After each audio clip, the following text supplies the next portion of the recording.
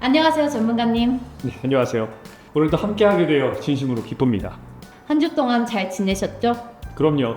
이 한 주 동안 여러분들의 고민 상담을 좀 더 알차게 해드릴 수 있도록 많이 준비해왔으니까 기대 많이 해주세요. 네, 알겠습니다. 오늘은 웹툰으로 인한 스마트폰 과의존에 대하여 알아보도록 하겠습니다.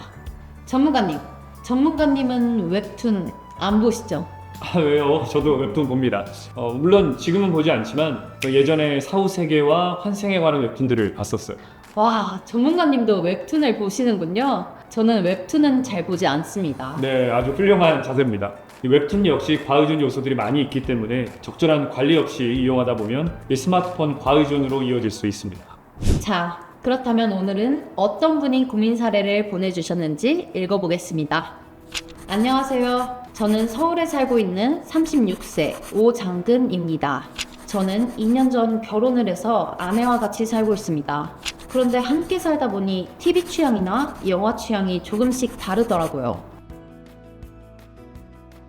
그래서인지 얼마 전부터 아내가 스마트폰으로 웹툰을 보기 시작했습니다. 처음에는 그냥 심심해서 보나 보다 했는데 지금은 웹툰이 연재되는 요일이 되면 퇴근 후 웹툰 생각밖에 안 하더라고요.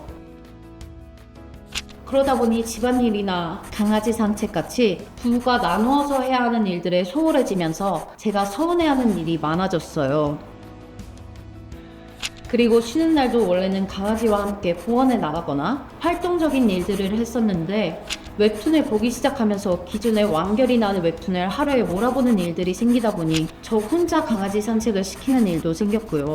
아내한테 말을 해도 한 편만 보고 그만 본다고 말은 하지만 또 하루 종일 봅니다. 전문가님, 제 아내가 웹툰을 보기 전으로 돌아가고 싶습니다. 방법이 없을까요? 아내의 과의존에 대한 남편분의 고민 사례군요. 부부관계까지 영향을 미친다니 고민이 많이 되겠어요.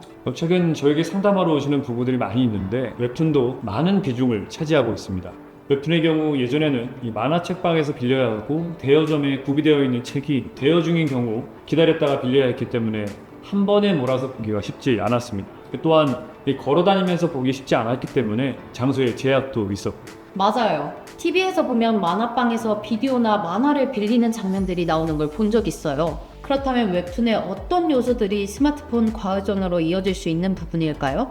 이 스마트폰으로 웹툰을 보기 시작하면서 장소의 제약이 사라지고 구독만 하게 되면 수많은 웹툰을 볼 수 있게 되면서 스마트폰 과의존의 문제에 쉽게 노출되는 상황이 됐습니다. 스마트폰으로 웹툰을 보는 것과 만화책으로 보는 것이 어떤 차이가 있나요?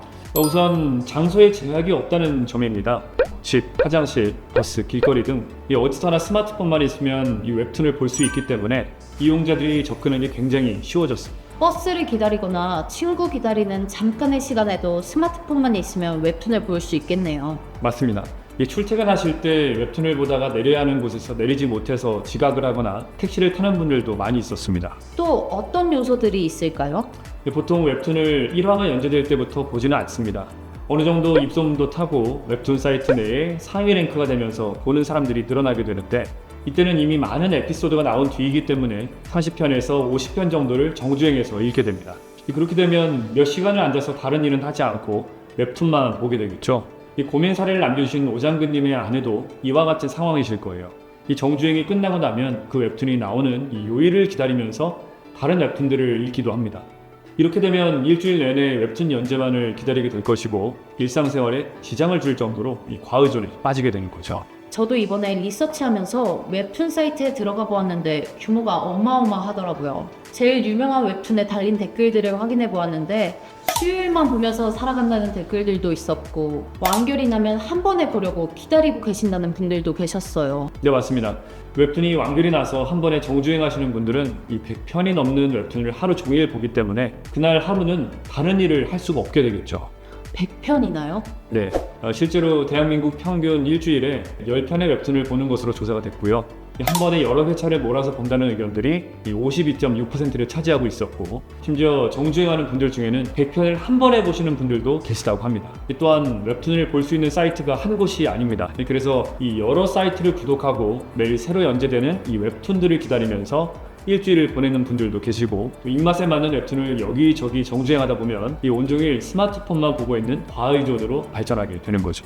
30편에서 50편이나 되는 웹툰을 여러 사이트에서 정주행하다 보면 정말 일주일 내내 스마트폰으로 웹툰만 보고 있겠네요. 그뿐만이 아닙니다. 웹툰 사이트들에서 구독하고 있는 웹툰의 다음화가 연재되거나 또 비슷한 류의 웹툰을 추천해주는 기능들이 있습니다. 이러한 기능들은 의도하지 않았던 웹툰 구독을 불러일으킬 수 있고, 이 역시 스마트폰 과의존을 유발하는 요소가 될 수 있는 거죠.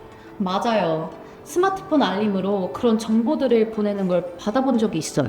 예전에 잠깐 웹툰을 볼 때 비슷한 류의 웹툰들 추천해주는 광고성 메시지가 정말 많이 왔거든요. 네, 맞습니다. 이런 알림 서비스들은 구독자로 하여금 과의존에 빠지게 할 수 있는 요소가 될 수도 있는 거죠. 그렇겠네요.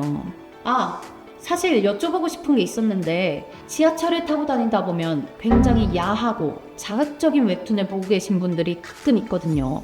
그럴 때마다 주변에 계신 분들이 깜짝깜짝 놀라는 경우들을 볼 수 있는데, 이런 성인 만화도 웹툰 사이트에 연재가 되는 웹툰들일까요? 일반적인 웹툰 사이트에서는 어느 정도 심의 과정을 거치지만, 몇몇 웹툰 사이트들에서는 이러한 과정 없이 자극적이고 야한 그림체 웹툰들을 위주로 연재하는 경우들이 있습니다. 이럴 경우 웹툰에 빠지게 되는 또 하나의 요소가 될 수 있죠. 이 진행자님께서 겪었던 상황처럼 주변에 불편을 줄 수도 있지만, 웹툰에 빠져있는 사람은 그런 걸 신경 쓰지 않게 되죠. 이 역시 과의존의 한 증상입니다. 주변 상황의 인지와 전체적인 행동 판단을 하지 못하고 자신이 원하는 행동에 몰두 집착하는 것이니까요.